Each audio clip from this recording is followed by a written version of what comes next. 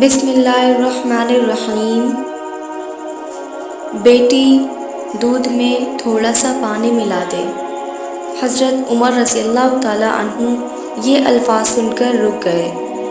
آپ اپنے غلام اسلم رضی اللہ تعالیٰ عنہ کے ساتھ مدینہ منورہ میں گشت کر رہے تھے اور یہ وقت تھا رات کے آخری پہر کا۔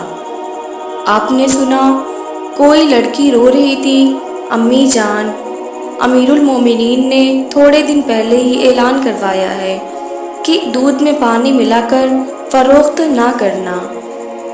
عورت نے بیٹی کے جواب میں کہا، امیر المومنین کو کیا پتہ چلے گا کہ ہم نے دودھ میں پانی ملایا ہے؟ اس پر لڑکی بولی، امیر المومنین نہیں دیکھ رہے ہیں تو کیا ہوا، اللہ تعالیٰ تو دیکھ رہے ہیں نا۔